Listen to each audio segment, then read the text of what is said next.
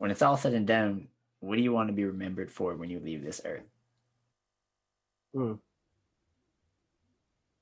Uh, it's funny that you asked that question because and like you've come over before and you've seen that. So I have on my wall, I have a bunch of sticky notes about just like things I think about a lot or like quotes that really resonate with me.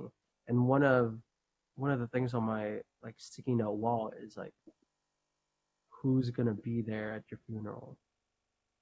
You know, like who would be there at your funeral? And I know that's like kind of morbid, especially because like I'm relatively young. Um, I just kind of like what I want to be remembered for is kind of like just making way for people that look like me, and even for people who don't look like me. I want to be able to resonate with people in that like I'd like to think of myself as an underdog, you know. I feel like everyone likes to do that, but um, just to have the confidence and the resilience to keep moving forward despite what anyone else says, you know. Like for example, like like one thing I think about is like, okay, if I died tomorrow, like what would they say about me? And what I like think, what I hope, if it's a good day, um, the people say like, oh, he never gave up, even if everyone else was kind of against him. He just kept moving. And if you know a little bit about me and my history, like me and my family have gone through terrible, terrible things. But one thing I can say about us is like we're so resilient, and there's still just because we're resilient doesn't mean that the pain is gone or that we could ignore it. But the fact that we could take it and move it forward and turn it into something, I don't know, at least for me, like how I'm dealing with this, like if I can turn it into something that other people can relate to and it resonates with them and it makes them feel like they're being heard. Because I feel like that's kind of what everyone wants. Everyone just kind of wants to be heard. Everyone talks, but not a lot of people listen. And music can do that in a way where you can say like the shortest amount of words, the most concise words, and it will be exactly how you feel at that moment. And I think that's such a beautiful thing. And I kind of want to be that person for a good amount of people. And that's kind of what I want people to say about me is like, I didn't like I didn't know him personally, but I felt like he knew me and he gave it everything he got, and he regardless of where he ended up, that was pretty cool. That was pretty dope. I don't want to die a second death. You know what I mean? And I remember this was kind of being thrown around, especially when like Prince died. But it's the whole thing about like you die once, like in real life and stuff, and then you die twice when the last person who knows you like says your name for the last time. Now I don't want to die a second death because I feel I have so much to say. I have so much to offer to the world, even if they don't owe me anything. And I want that. I want that for myself.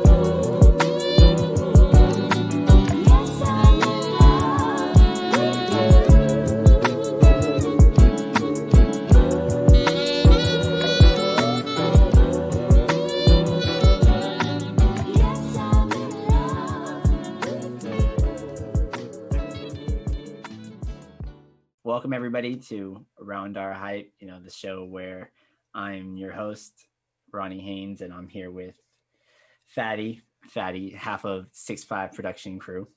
Gang, Gang, gang. okay. How you doing today, Fatty? Chilling, another day. Another Trying to day. get out. Got my laptop working today. That's a good Yeah. news. Hopefully that won't be a problem in the future, but for today it is what it is. Again, this is Around Our Hype, where the show where artists and creators alike share their unique perspectives on how they create themselves every day. And we're here with the most musically talented person I know. And I told him this, so it's not like he's hearing this for the first time. I told him this a few days ago. I'm still blushing though. Yeah. Still got me embarrassed, man. Iraya, what's happening today? It's good. It's all good. What's happening? Everything is happening. What's not Good happening? and bad.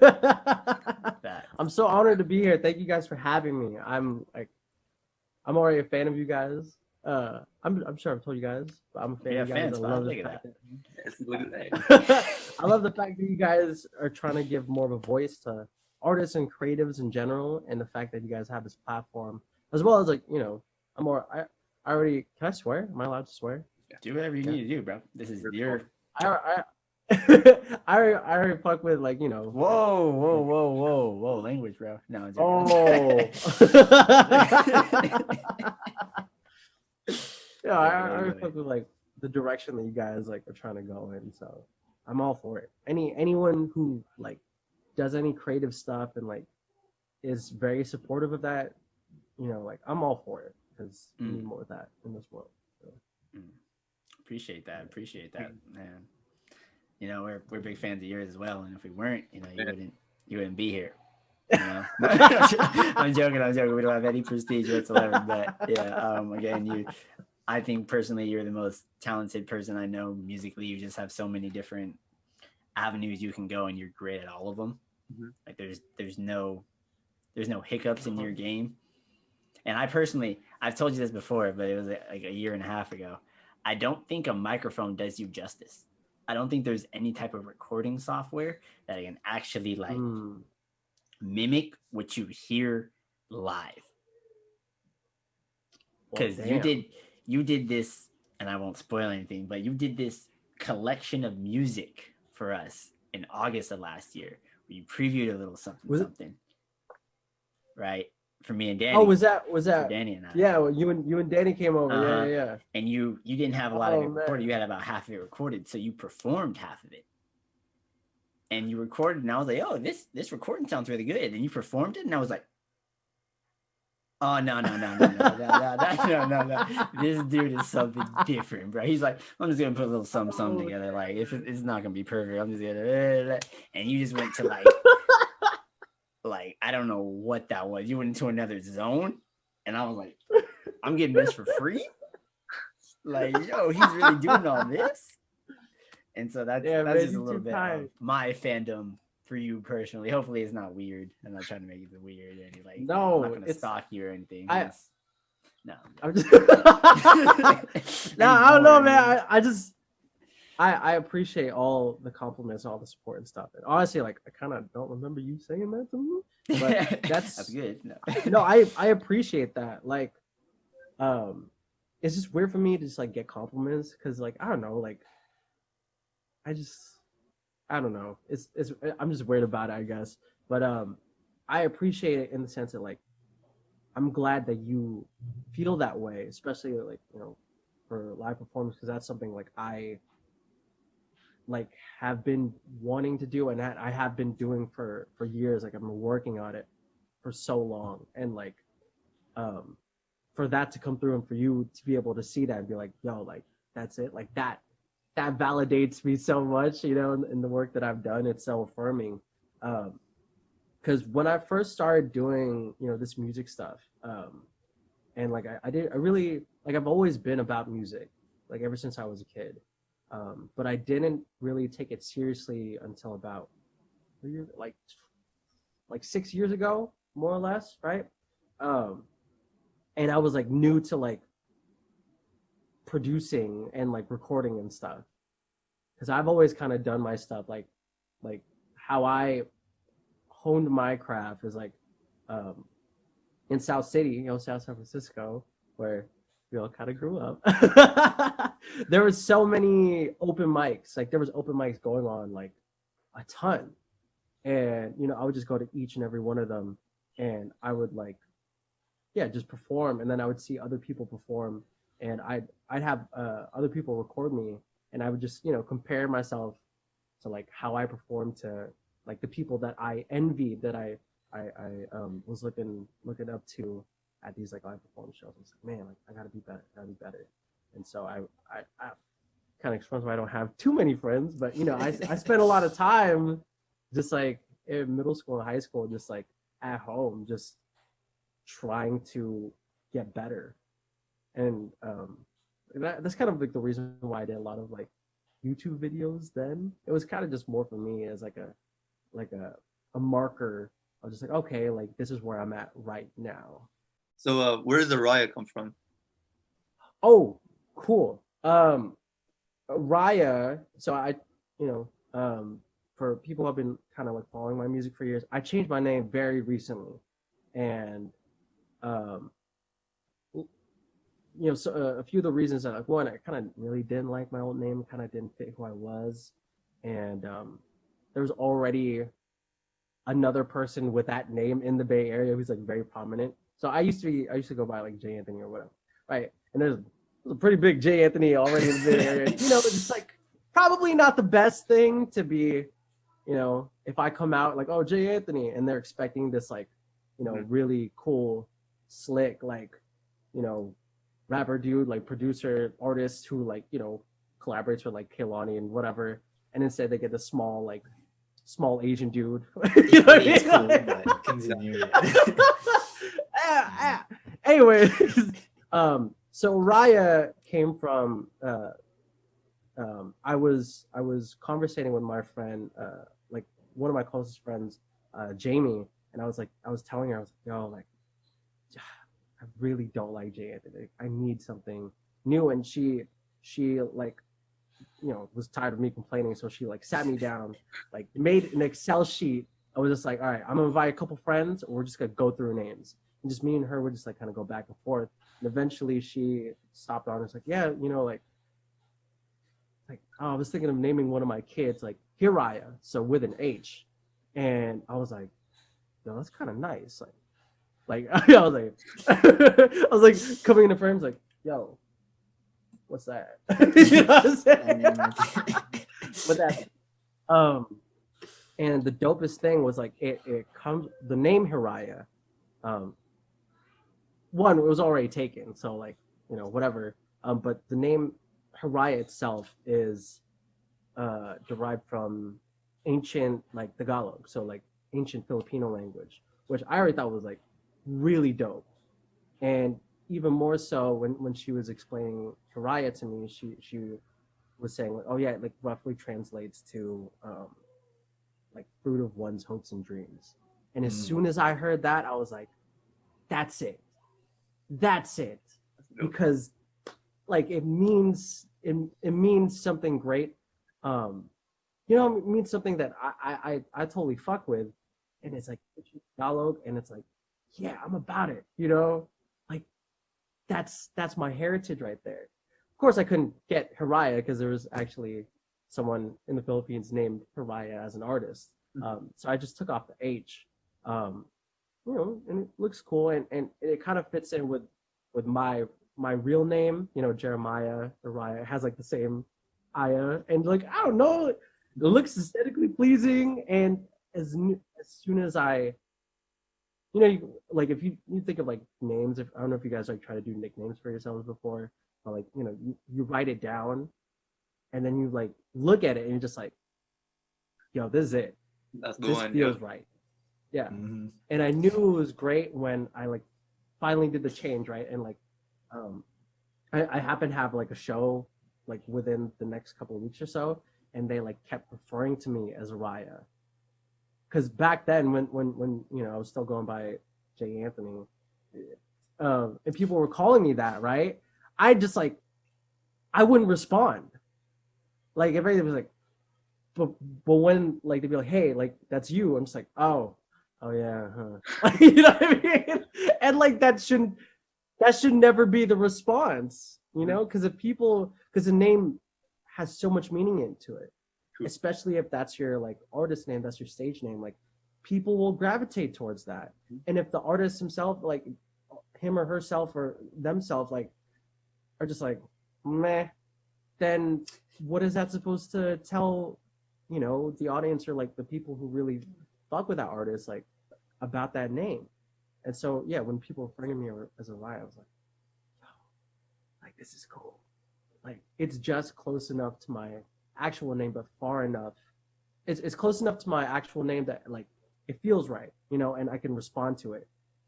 But it's far enough that like, you know, because it's too personal. Like my actual name is too personal, you know. Like if I like if like for example, like I think we're all really cool, right? I would love to you guys like, you know, when we're in person and stuff, like you call me Jeremiah, hell yeah, like that, you know, like I fuck with you guys, right? But you know, for out there, like Araya, like gives me a sense like, oh, I can be professional, I can be in a different setting, you know, and not have to like worry about like mixing the two. But I don't know, like for me, like what really makes it is that it's ancient, like the Tagalog, like that's like a lost thing. Not only just like the meaning behind it, and it also happens to be someone told me recently because they were asking about the name as well. Apparently, afterwards, so Irai is actually a word in itself, and it refers to an indigenous people in the Philippines. So I'm just like, yo, that's kind of cool too. Like it all kind of like fits together. You know what I'm saying? And I was like, yeah. Yeah, I don't thanks for know. that. No, and you mentioned your Filipino culture and the fact that again it's coming up that you know we grew around the suburbs of you know the Daly City, South City, San Bruno area. So Yeah. my question to you is, how does that affect how that did that affect you growing into the artist you are today? A lot more than I thought it would. You know, because at least like for me, uh, so my parents immigrated from the Philippines, so I'm a first generation. Um, I mean, I'm part of that first generation, like you know, American, I guess. So I was always kind of like in this. I've always kind of felt like I was in this weird space of, you know, like yeah, I'm Filipino, but also like I'm American. You know, like it was always weird to me because, like for example, if I went to the Philippines and said I was Filipino, I wouldn't feel genuine about it. I feel like I'd be reprimanded for it for saying I'm Filipino, and there's definitely a dichotomy between Filipino Americans and like Filipino people in, you know, from the Philippines. So that was always kind of weird to me for sure. It makes me think about like the space that I reside in for sure, because I'm just as American as anyone else born in born in America. Yeah. But like I think that needs to be said for sure. Like you know, like you know, like for example, like a white person born in America would look at me and be like, "Go back to your country," and I'm just like, well, "Dog, like okay, I'll just stand here then." Like you know what I mean? Like it's weird. Yeah. I feel like I have two homes. I feel like I should have two homes, but I don't really feel truly at home in either area, if that makes sense. And I'm sure a lot of Filipino Americans like and just first generation children feel very similar. It also it also feels more that way to me just because like I don't speak Tagalog. You know what I mean? Like I can understand it, but I can't speak it back. And like I feel like that's already such a huge thing in terms of like a cultural barrier between me and the people that I'm supposedly from. Um, but it's affected me as an artist, especially because like the culture of Filipinos like seeps through, even if I'm American. Like for example, you know, karaoke.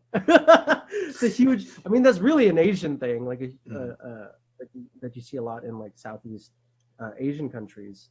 But that's a huge influence on me, just because like that's really what got me into music. Like my mom, who has a wonderful singing voice. It's like after she'd come home from work and she just like, you know, do karaoke, and she'd always like ask me to like sing with her, just because like, I don't know, I was always very enthusiastic about it, and eventually it just grew into just, wow, this is really fun, like this is really cool. And you know, getting older and getting older in South San Francisco, like there's a pretty decent Filipino population there, you know. Definitely. I'm sure you guys would know. Yeah. And like a lot of Filipinos, I feel, are very creative. They have a tendency to be creative, even though a lot of them are encouraged to be, you know, like lawyers or like doctors, nurses, especially. And that, you know, that contributed to like a lot of the open mics that I went to, like in middle school, like were orchestrated by like Filipinos and stuff. And I don't know, it was a huge catalyst for me to have that experience of like, oh wow, like everyone's kind of doing it. I mean, a lot of them were kind of just doing it as a trend, but for me, like that's what got me into it. It's like, oh, everyone's doing it, and like it's fun, and everyone's so supportive about it. And it's not about necessarily about like who sounds the best. It was just like, hey, this is music. Like we're making music here. We're celebrating music. And to me, it just reminded me, like those open mics, like it kind of just reminded me of those karaoke nights with my mom. You know, we're just like just be singing to have fun, and it it grew to a love for music. And I knew early on, I was like, yeah, this is what I want to do for sure, because that feeling has never left, and I want to keep that, and I want to be able to give that feeling to other people, because it's such an amazing feeling, that feeling of like, even as a listener, or at least for me, especially as a listener, like if I'm watching other people and I see them having the time of their lives, and this is, you know, this is a huge plus, and they sound amazing, you just get transported to just a whole different world. Mhm. You know what I mean? And it's hard to describe, but I know that every musician will try and like describe it as best as they can, like through that music. They'll always try and get back to that place, and I think that's such a beautiful thing, you know. So, stay on this creative and artistic development path. I know that there are places that you want to be, and there are things that you want to do, and so on and so forth. How do you determine your goals personally for yourself? I kind of think about goals for determining goals. I think about where I am right now and where I think I'll be in a period of time. Like, you know, I'm sure you've heard like 5-10 year thing, kind of like that, like a 5-year plan, 10-year plan, whatever, kind of like that. But it's a bit more loose, just because I know, like, I don't even know what's gonna happen tomorrow. You know what I mean? Like things change so much. Like for this year, as an example, one of my like the mindset that I was trying to push more onto myself at the beginning of 2020 was to be proactive, not reactive. Because for a lot of my musical career, I kind of, you know, I'm just like, oh, like they'll hit me up to collaborate. They'll do this, they'll do that. Like they'll hit me up for a gig, and like 9 times out of 10, that's not the case. Just because, you know, like people have their own stuff, and I would try and like do that. So it's very kind of like feeling it out first, and like for goals for me, like So to determine goals, it's like, okay, it's a lot of introspection. It's like, okay, what do I need to do? What do I need to do immediately that gets me closer to where I would want to be 5 years from now, 10 years from now? Because, some people are for this, and like, I respect them, but I'm not trying to do this and have it be an overnight thing. I want to do this where I can be doing music for like the rest of my life. I can, if I'm able to, if I am lucky to, but even like a decade or like a 20 years or whatever, like, would be amazing for me. And it's kind of like, okay, like, what would I want out of that at the end of like my career? It's like, oh yeah, house would be cool, a couple of cats, a couple of dogs. Like, I don't honestly, like, my goals for myself are really simple, but I know that in order to get to those points where I can have the privilege to be just like, yeah, I just want a cat, I just want a dog. There's so many layers to get there. So many layers to get there. Like, straight up, like, one of my goals, and it's very, I don't know, I mean, it seems typical, but it means so much to me. Like, I just want to buy my mom a house. I just want to buy my mom a house, because straight up, like,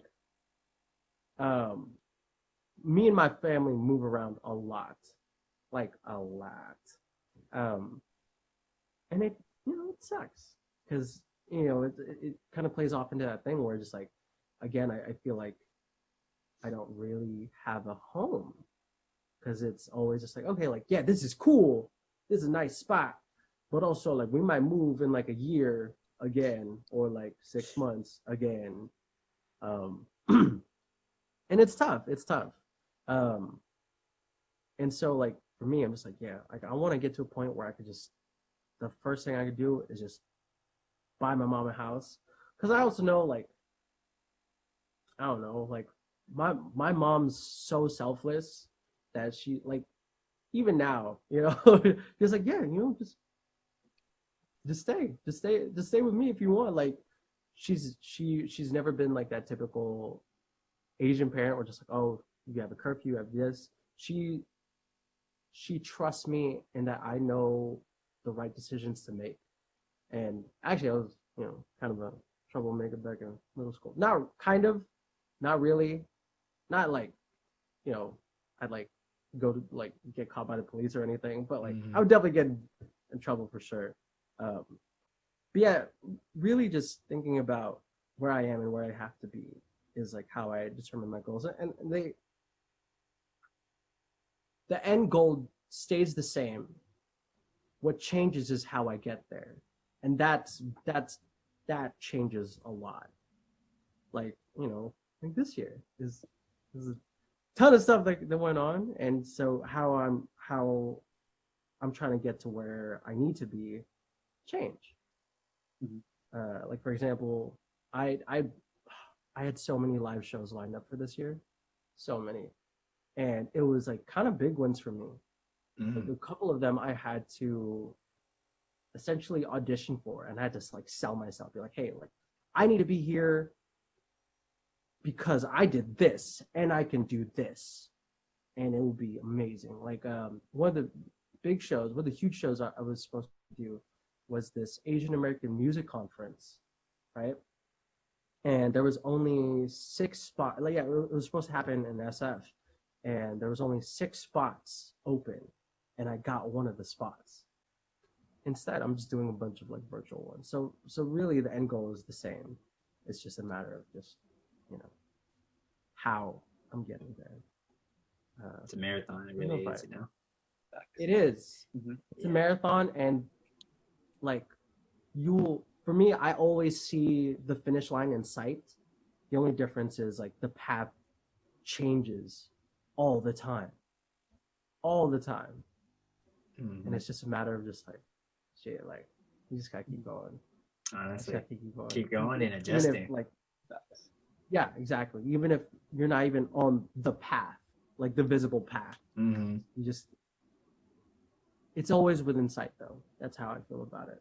So right? And doesn't everybody's path look different, right? It's like your path is not going to look exactly like, say, Danny's path, right? Or any of your other, constituents. It's not going to look exactly like their path. So you essentially, as you create yourself, you create your path. As you create where you want to go, you create how you want to get there, right? Yeah. Exactly. So, how important do you think it is to have an outlet when life gets stressful? It's really important. It's probably. Sorry, I wasn't trying to be snarky about it. No, it's essential. It's essential, like especially at the pace that everyone's kind of forced to move now. Like nowadays, like with the workaholic culture that we have, even things that are supposed to be just hobbies, people are like kind of encouraging you to monetize it or to like maximize enough that you could like, oh, it's like if you're gonna do this on the side, you might as well make some money off of it, right? And like that takes so much from, not that you can't, because why not? But like the main point of like having an outlet is to do something different. It's to do something for wholly yourself. Right? I think people lose a lot of sight of that, which sucks. Like like I have friends who are just like, oh yeah, I love painting. Painting's so nice. And then they're just like, oh well, you can sell that on Etsy, you can sell that on Redbubble. It's just like that comes with so much extra stuff. It's not as simple as just painting it, which even just painting it in itself is a huge thing. It's like, okay, I have to market this now. I have to like ship it. I have to handle the, like, okay, is there a ton of orders? Now I gotta make sure that they all get to their destination at the right time and when they ordered it. And it's just like now it's a business. No longer a hobby, and that's right? supposed to be your side hustle. That's supposed to be your side hustle, and you're supposed to be like doing this outlet outside of your job, So I think it's just as essential as anything else. Essential is breathing. Essential is eating. Because it's if you're eating a healthy diet, like it's supposed to be good for you. It's supposed to just be different, different every time. The live show thing that you said, not a lot of people understand how much it takes to put on a live show. Like the logistics, especially the way you do it. Oh yeah, it's not like you're just showing up and no disrespect to anybody who just shows up with a mic and starts rapping or anything. But I've been there with you and your band, trying to get logistics done, trying to make sure everybody sounds good and people and instruments are in the right place and stuff. Like just having to reschedule like many of those, especially when you have to audition for those and just try to like, I don't think that people understand the amount of, and I don't even think they see it as work, right? But the amount of like effort and energy that goes in to doing something like that. Like even if it was just a hobby, even if it is a business, your effort, people don't understand. Yeah. Because like, kind of like what you were saying about like how I do like live shows and stuff. Which thank you, by the way. Thank you. There's so much rehearsals that go into it to make it look easy. Like it's so like when you see an artist performing and they make it look easy, for me that's how I know, oh my god, they should have put 10,000 hours into this. Because the confidence that you have to have in order to make that happen, as well as like you know everything. Oh, I know where I'm gonna be at this point in the song. I know what gesture I'm gonna do in the song. And of course there's a lot of flexibility for like improvisation. But that ability to improvise comes from experience, comes from that rehearsal process, or just like practicing, honing your craft. So thank you. Yeah, thank you for pointing out the work that goes into it. Especially with like a live band. There's a lot of management that you have to do.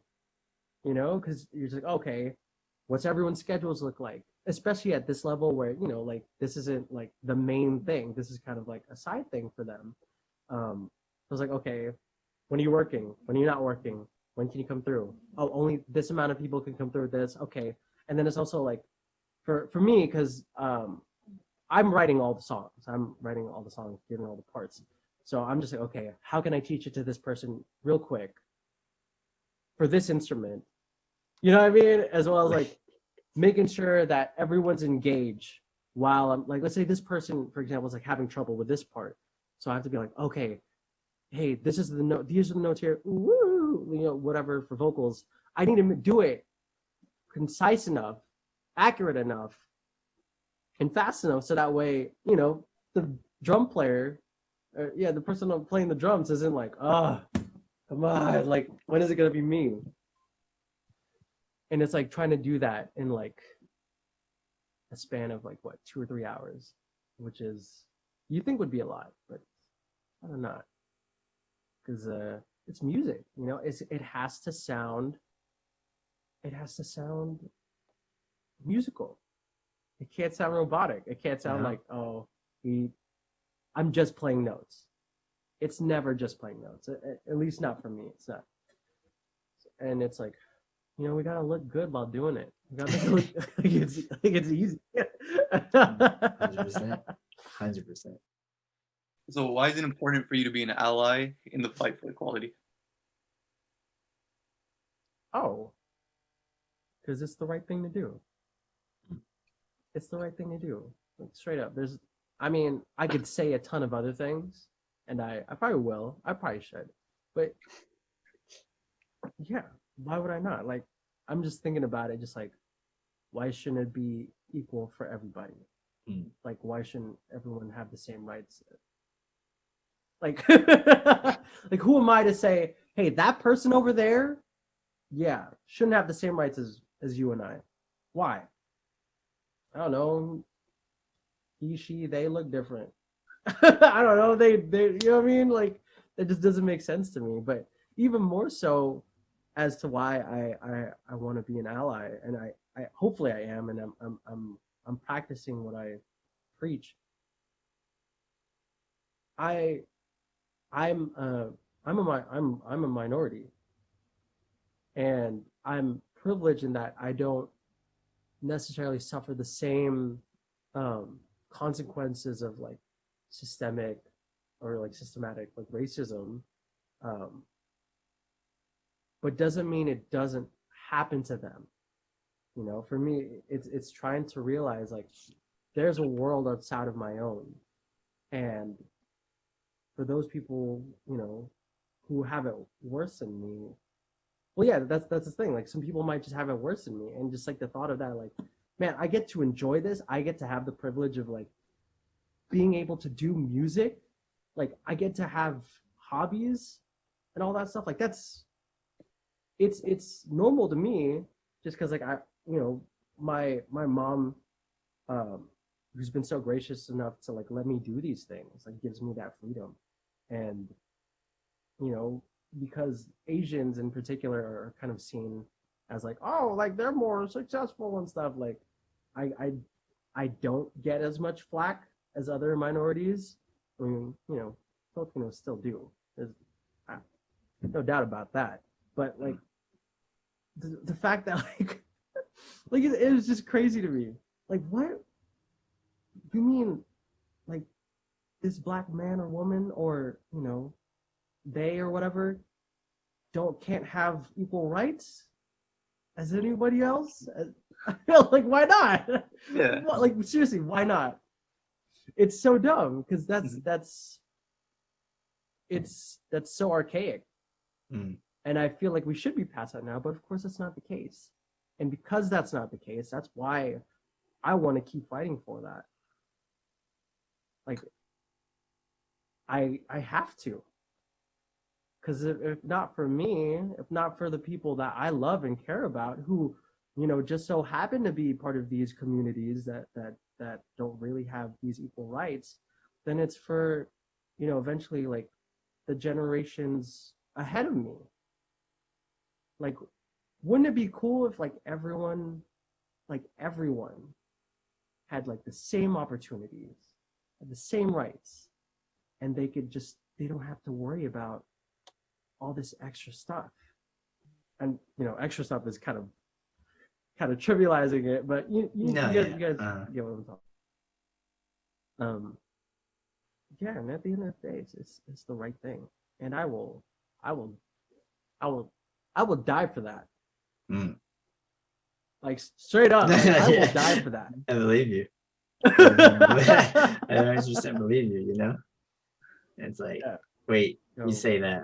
I get the trivial thing because it's not on paper level that it's racist. You know, like our conversation that we had the other day. Yeah. Like there are so many Yeah. layers Yeah. underneath the. Oh, there's so a many- law. Oh, there's a constitutional right. Oh, there's a. Yeah. It's a mentality. I honestly believe that until as a people, as Americans or as people who live in America or people who live anywhere in the world, if we are not mentally and philosophically on the same page when it comes to looking at people, whether it be race, whether it be gender, whether it be anything like size or anything that segregates us as people, we will not get rid of racism. It doesn't matter what law there is. It doesn't matter what right, what anything. If we cannot get there mentally to see that it's okay to be different than yourself, to see that there are different perspectives in this world, then we might as well chalk it up because we're not getting anywhere. But you should be willing to die for something that matters.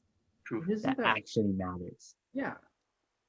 And I'm not trying to romanticize like being a martyr or anything, because like, you know, I would very much like to live, but it's like, that's, I don't know, like I'm just thinking about it, and you know, I kind of grew up like a selfish brat, so like it took me a while to like realize like, man, like it really is about other people that you care about, you know. Not to say that I will like instantly love some stranger off the street, but you know, like my friends and family who again just so happen to be part of these communities, like it means the world to them, and they mean the world to me. So like, why wouldn't what they're fighting for mean the world to me, you know? I was going to say, do you feel like a sense of responsibility as an artist to say any of these things that you're saying right now in your music, or to live for any of these things in your music? Because from my experience, what I've learned, music, right, and music is such a huge part of culture. Like when you have like culture, it's a sign of the times. It's a sign of the times, and it determines how good that society is. If the culture is thriving, then you know the society as a whole should be indicative of like, you know, like a well-off society, and like artists, musicians have always been storytellers. You know, they've always been entertainers, but they've always been storytellers. And so it's kind of like a responsibility. It's kind of like respect for the legacy of music and musicians just throughout history, to do so. And even more so if it affects you. And to me, it affects me. And here's the thing. I don't think it's for everyone necessarily, especially if it comes off as disingenuous. Even so, I feel artists have a responsibility to talk about it, let it be known. Artists have such a huge platform, and they could reach people other people can't. So it's important, and it has to be said, and it has to be said in a respectful, genuine way, you know, not just for like, oh man, you know, like I'm doing this, and I have a song out about like, you know, Black Lives Matter, but also if you want this like Black Lives Matter merch shirt, like that shit about Breonna Taylor, where just her name was just being commodified, like that's terrible. Yeah, that was so disingenuous, and just the message was forgotten. It just became like a popular thing to say, as much as it hurts to say, like, and that's terrible. Yeah, I believe it's an artist's responsibility. in one way or another. If it's not through music, then it has to be through other ways in their platform. For sure. I agree. Well, thank you for coming on. Tell the people how we find your art, how we support you. You know, plug yourself. Was a plug? Oh, okay. Plug. So, if y'all care about what I post, I guess, if y'all want to keep up to date on me, my IG is at Monos for Show. It's MOE knows, like knowledge and stuff, and then for show FASHO. And the same goes for my Twitter. Y'all can follow me on Spotify, Apple Music. For Iraya, it's all lowercase. I should be sending a link to these guys, so hopefully they'll have it in their like bios or like wherever this is gonna be at. Yeah, that's kind of it for my socials. Oh, I have a YouTube channel. It's also Monos for Show. So if you want to see visuals of me, because I don't have a visual of myself at the moment, please do so. Like, subscribe, follow. Listen to the man. Hey, but subscribe to Around Our Hype though, bro. They the real ones for this. Just trying to do our part.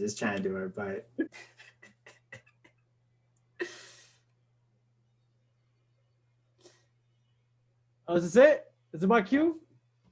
God damn it. Oh my god, that's so ugly.